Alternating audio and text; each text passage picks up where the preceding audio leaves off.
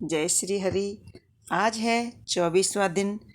आज हम सुनेंगे मणिग्रीव शूद्र के पापनाश की कथा एवं दीपदान की महिमा। मणिग्रीव बोला, हे द्विजवर, मैं विद्वानों से युक्त सुंदर चमत्कारपुर नगरी में अपनी पत्नी के साथ रहता था। धनाढ़, पवित्र आचरण वाला एवं परोपकारी होने पर भी मुझ में प्रारब्धवश खराब बुद्धि उत्पन्न हुई। मैंने अपनी दुष्ट बुद्धि से अपने धर्म का त्याग करते हुए नित्य पर स्त्री का उपभोग किया, न पीने योग्य मदिरा आदि वस्तुओं का पान किया।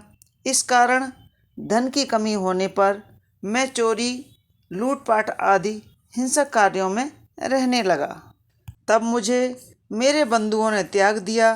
तदंतर महाबलवान राजा ने मेरा धन लूट लिया और जो कुछ घर में शेष बचा सो बांधवों ने छीन लिया।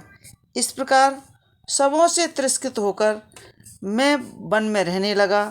वन के घोर दुखों से दुखित मैं दुरात्मा नित्य प्रति जीव हिंसा करके अपनी स्त्री सहित जीवन निर्वाह करता हूँ। हे ब्राह्मण, अब आप मेरे ऊपर कृपा करो। मेरे पूर्व जन्म के पुण्य प्रताप से ही आप इस गहन वन में आए हैं। हे महामुने, स्त्री सहित हम दोनों आपकी शरण में हैं। आप अपने उपदेश रूपी प्रसाद से हमें कृतार्थ करें, जिससे हमारा घोर दारिद्र्य क्षण भर में नाश हो जाए और अतुल वैभव प्राप्त कर अथेष्ट विचार करें। उग्रदेव जी बोले, हे महाभाग, तू कृतार्थ है। तूने मेरा अतिथि सत्कार किया है, इससे तेरा कल्याण होगा।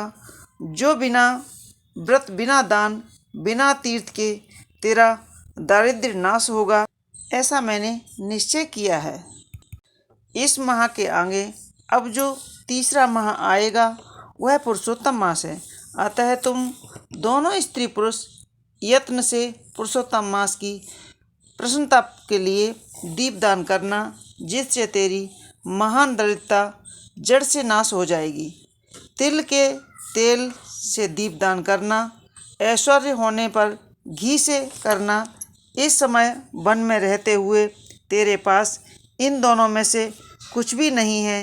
हे मणिग्रीव, पुरुषोत्तम मास में तू स्त्री सहित हिंगोट के तेल से दिया जलाना।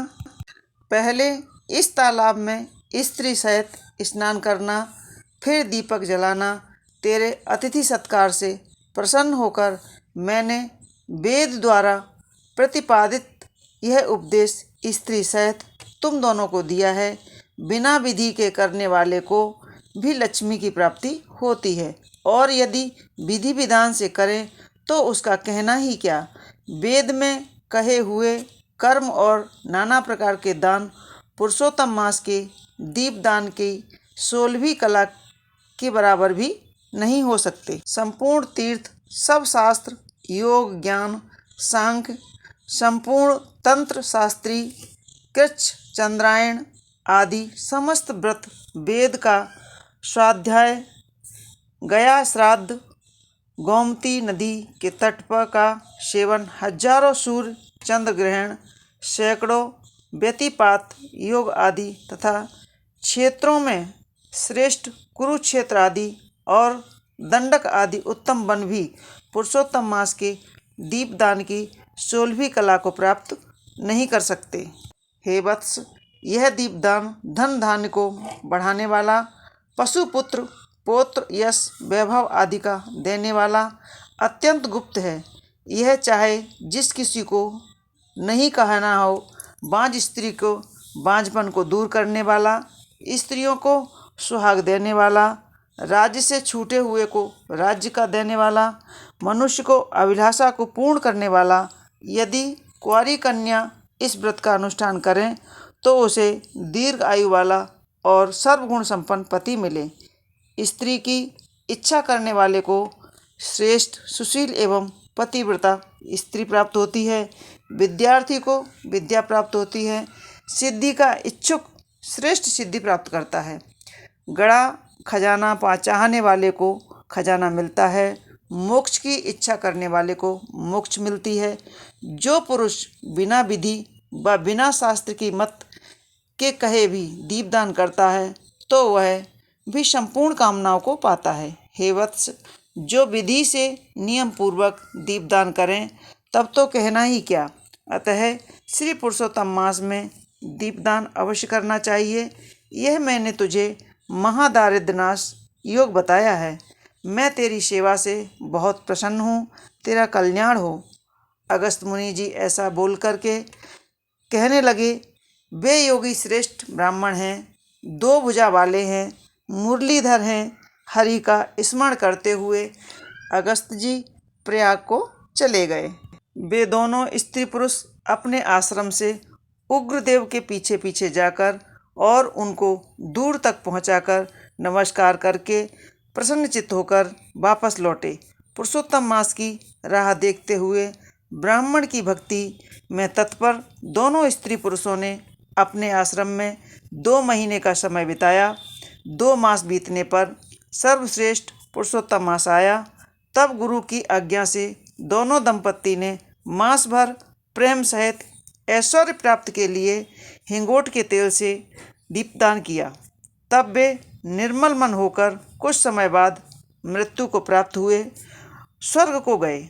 वहाँ अनेक प्रकार के सुख भोग कर भारतखंड में उग्रदेव की कृपा से दिव्य वर्ण में जन्म को प्राप्त हुए।